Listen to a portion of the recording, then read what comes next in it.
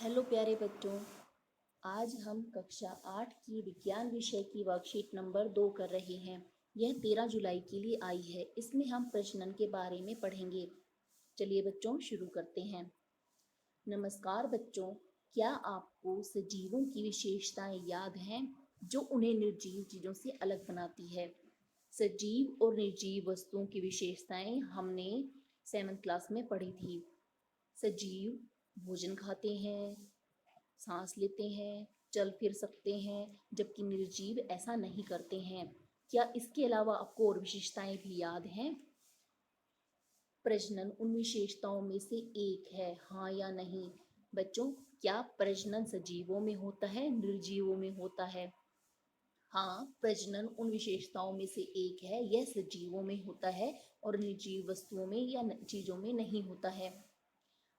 जनन क्या होता है? अपने माता पिता से संतान या संतति का जन्म जनन कहलाता है। प्रत्येक जीव अपने जैसा जीव उत्पन्न करता है, इसी प्रक्रिया को जनन कहते हैं। सभी जीव अपनी प्रजातियों या पृथ्वी पर जीवन की निरंतरता को बनाए रखने के लिए जनन करते हैं।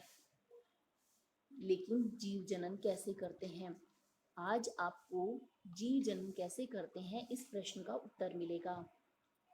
चलिए शुरू करते हैं। पादपों में जनन। अधिकांश पादपों में जनन बीजों द्वारा होता है। आपने भी देखा होगा, बहुत सारे पादप हम बीजों द्वारा लगाते हैं और नया पादप उससे बन जाता है। इसे लैंगिक जनन कहते हैं, क्योंकि बीज का निर्माण लैंगिक जनन द्वारा होता है। कुछ पादप अपने विभिन्न कायिक अंगों जैसे तना, शाखा, पत्तियों की मदद से प्रजनन करते हैं। ऐसे जनन को अलैंगिक जनन कहा जाता है। गुलाब का उदाहरण आपने जरूर देखा होगा। इसका तना के एक शाखा काटकर जमीन में लगा दी जाती है। कुछ समय बाद इसमें नई पत्तियां, फूल आ जाते हैं, जड़, तना सब इसमें आ जाता है। इसी प्रकार यहाँ पर एक पत्ती की संरचना आपको दिखाई दे रही है। इस पत्ती पर आपको लगे हुए कुछ नए पौधे, अंकुरित पौधे दिखाई दे रहे होंगे। अगर इन्हें तोड़कर जमीन में लगा दिया जाए तो ये जमीन में नए पौधे के रूप में बन जाएंगे।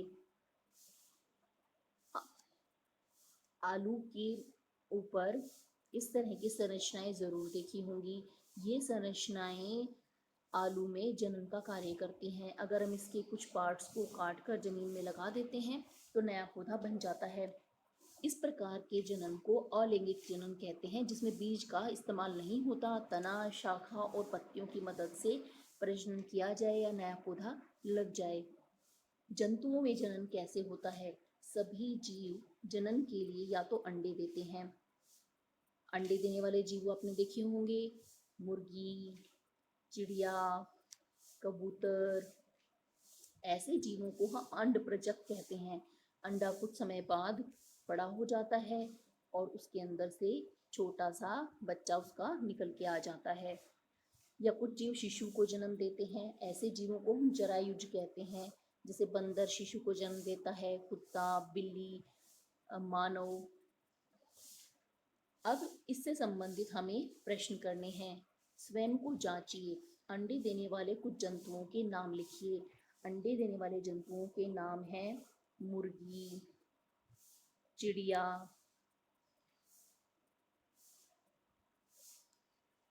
शिशु को जन्म देने वाले जंतुओं के नाम लिखिए बंदर, बिल्ली, कुत्ता। ऐसे ही आप और भी उदाहरण लिख सकते हैं। जनन किसे कहते हैं, यह क्यों आवश्यक है? इसका उत्तर आपको यहाँ से लिखना है। अपने माता पिता से संतान या संतति का जन्म जनन कहलाता है।